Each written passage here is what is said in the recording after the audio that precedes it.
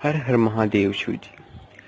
दोस्तों, जैसा कि हम और आप जानते हैं कि भोलेनाथ सर्वव्यापी, सर्वशक्तिमान और सर्व सुखदाता हैं। वे हम सब पर अपनी असीम कृपा सदैव बनाए रखते हैं। पर हम अपनी मन की संतुष्टि के लिए भोलेनाथ को कुछ चीज़ें अर्पण करते हैं, जिससे हमें लगता है कि भोलेनाथ और प्रसन्न हो सकते हैं। और अपने भक्तों के लिए तो भोलेनाथ सदा ही तत्पर रहते हैं वरदान देने के लिए। तो दोस्तों, जैसा कि सावन का महीना शुरू होने वाला है, इस पावन महीने में अगर आपने शिव जी की आराधना कर ली, शिव जी को मना लिया, तो आपके सारे बिगड़े काम बन जाएंगे। अगर आपने शिव जी का व्रत उपवास रहकर पूजन अर्चना किया, तो मनोवांछित फल की प्राप्ति होती है। इसके अलावा मैं आपको कुछ एक चीज़ बताऊंगा जो आपको सावन के पहले सोमवार को, या आप चाहें तो एक दिन पहले ले आएं और पहले सावन के पहले दिन से आपको उसकी पूजन शुरू करना है। वो क्या है? तो दोस्तों, वो एक शिवलिंग है। शिवलिंग और नंदी आपको ज़रूर लानी चाहिए घर। अब आप कहोगे कि नहीं नहीं, शिवलिंग घर में नहीं रखा जाता है, पंडित जी ने तो मना किया था कि शिवलिंग घर में नहीं रख सकते। तो दोस्तों, ऐसा लिंग पुराण में भी लिखा है कि घर में शिवलिंग रख सकते हैं। अब कैसा शिवलिंग रखना चाहिए घर में, वो मैं आपको बता रहा हूँ। शिव पुराण में भी यही लिखा है कि जिसके घर में शिवलिंग होता है वह सर्व सुखदायी होता है, वो सबको मनोवांछित फल देता है। शिवलिंग दोस्तों, शिवलिंग कोई बेकार चीज़ नहीं है जो केवल मंदिर में हो सकती है। उसकी कोई विशेष पूजा नहीं होती है। शिव तो केवल जल चढ़ाने मात्र से ही प्रसन्न हो जाते हैं। जैसे कि श्री हरि नारायण विष्णु का निराकार रूप है शालिग्राम, जिसमें कोई आँखी नाक मुंह नहीं बना है उनका, केवल एक पाषाण रूप में श्री हरि नारायण विराजमान रहते हैं, जो कि घर में भी रखा जाता है। इसी तरह होता है शिवलिंग।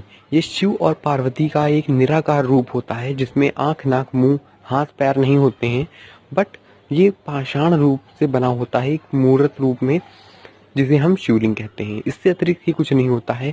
इसमें सदैव शिव और पार्वती विराजमान रहते हैं। दोस्तों, अब बात करें कि घर में कैसा शिवलिंग लाना चाहिए, तो आप चाहें तो स्फटिक का शिवलिंग या नॉर्मल पत्थर का भी शिवलिंग जो आता है मार्बल का, वो आप ला सकते हैं। मार्बल की शिवलिंग इसलिए क्योंकि आप उस पर दूध दही घी शक्कर कुछ भी चढ़ाएंगे तो आपको उससे कुछ उसमें डिफेक्ट नहीं होगा, उसमें कुछ भी उस पर निशान नहीं पड़ेंगे। यही अगर आप पीतल का शिवलिंग लाएंगे तो उसमें शहद चढ़ाने से कुछ उसमें निशान पड़ सकते हैं, या बहुत सी चीज़ें उसमें होती हैं। इसीलिए आप कोशिश करें कि पत्थर का एक छोटा सा ही शिवलिंग लाएं तो ले आएं। तो आपको कैसे लाना है, कितना बड़ा शिवलिंग लाना है, साइज क्या होना चाहिए शिवलिंग का? तो शिवलिंग का साइज आपके अंगूठे के बराबर हो या हल्का अंगूठे से बड़ा हो सकता है, हल्का सा, बट एक जो आपका हाथ भर होता है, पूरा एक हाथ, जो अंगूठे से लेके लास्ट वाली उंगली जो होती है, छूनियाँ जिसे कहते हैं, छोटी वाली उंगली, तो अंगूठे से लेके उस छोटी उंगली तक इतना बड़ा नहीं होना चाहिए, इसके अंदर होना चाहिए शिवलिंग। तो आप घर में रख सकते हैं। हालांकि आप कोशिश करें कि आपके अंगूठे के आकार का शिवलिंग हो। नीचे की जो जलधारी होती है वो इसमें काउंट नहीं करी जाती है। आपको केवल ऊपर का जो शिवलिंग होता है, ऊपर का गोल जो एरिया होता है शिव जी का, जैसे मत्था होता है जिस पर आप बेलपत्र चढ़ाते हैं, आपको वो चीज़ अपने अंगूठे से नापनी है कि वो आपके अंगूठे से बड़ी ना हो। और नीचे की जो जलधारी होती है जिससे जल गिरता है, वो आपको नहीं नापनी है। वो क्योंकि आपने देखा होगा मंदिरों में वो जलधारी बिल्कुल नीचे होती है, जमीन में लगी होती है, उसकी हम हाइट नहीं नापते हैं, केवल आप शिव जी की हाइट नापें। इसके बाद नंदी जी भी आप इतने ही बड़े लाएं, शिव जी से थोड़े छोटे लाएं नंदी जी, या फिर उनके साइज के ही हों तब भी चलेगा। वो भी अंगूठे के ज़्यादा बड़े नहीं होने चाहिए, अंगूठे से ज़्यादा। और साथ में इनके आप ऊपर जो एक कलश होता है जिससे इनके जल गिरता रहता है, वो आपको इनके साथ जरूर लाना चाहिए, पीतल का एक। या आप चाहें तो घर पे मिट्टी का कोई छोटा सा अगर हो आपके पास कोई घड़ा वड़ा, तो उसमें भी आप छेद करके बना सकते हैं जल गिरने वाला। क्योंकि शिव जी की चांद जो होती है ऊपर की, वो कभी भी खाली नहीं रहनी चाहिए। वो हमेशा आप उस पर कुछ अक्षत रख दें, अखंडित चावल, या फिर एक बेलपत्र या शमी पत्र का पेड़ घर में लगा लें, पौधा, और रोज एक शमी पत्र तोड़ के 11 शमी पत्र या 5-7 अपनी इच्छा अनुसार शिव जी के माथे पे रख दें। क्योंकि शिव जी का जो ऊपर का मस्तिष्क होता है वो कभी भी खाली रहना शुभ नहीं होता है, वो अशुभ संकेत होता है। इसके अलावा आप चाहें तो घर में एक बेल पत्र का पौधा लगा लें। अब आप बात करेंगे कि शिवलिंग रखनी कहाँ चाहिए, घर के मंदिर में रखें या छत पे रखें, कहाँ रखें?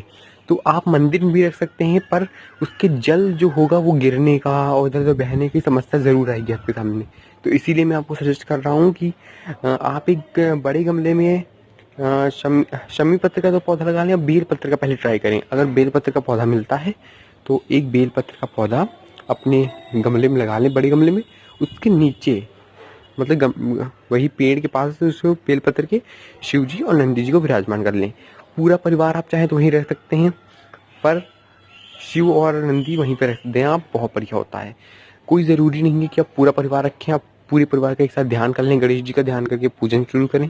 उसके बाद आप पार्वती और शिव तो उसमें है ही, शिवलिंग में ही कार्तिकेय भगवान का, षडानन भगवान का ध्यान कर लें। कार्तिकेय को ही षडानन कहते हैं क्योंकि उनके 6 सिर थे। इस पे भी वीडियो आएगी क्योंकि ये हमारे टीवी सीरियल्स में बहुत गलत दिखाते हैं कि पूरी बात में नहीं बताते हैं। वो केवल एक मुंडी का दिखाते हैं, जिससे हम पूरा ज्ञान नहीं होता हमारे वेदों का। अगर मैं आपको बता रहा हूँ कि उनके 6 सर थे तो आपको भी लगेगा कि क्या, मैंने तो कभी नहीं सुना, ना टीवी सीरियल में ऐसा कभी दिखाया है। तो दोस्तों वो बाद में बताएंगे आपको। फिलहाल आप इतना जानिए कि प्लीज़ शिवलिंग ले आइएगा एक, चाहे तो आप चाहें तो स्फटिक का जो आता है वो ले आएं, या मार्बल का शिवलिंग ले आएं, या पारद शिवलिंग का आता है वो भी ले सकते हैं।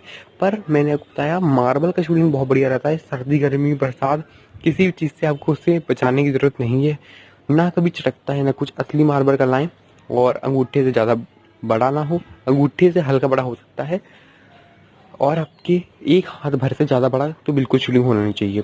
तो इसी के साथ हमारी आज की वीडियो में हमने बताया बहुत विशेष उपाय, ये आप ज़रूर करें।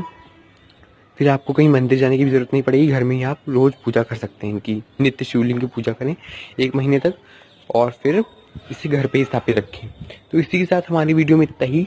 जय श्री कृष्ण, राधे राधे। प्लीज़ सब्सक्राइब कर लें और शेयर करें अपने फ्रेंड्स फैमिली के साथ कि वो भी जल्दी से जल्दी ये उपाय अपने घर में ले आएँ। आप चाहें तो सावन के किसी भी सोमवार को ये ला सकते हैं शिवलिंग। धन्यवाद।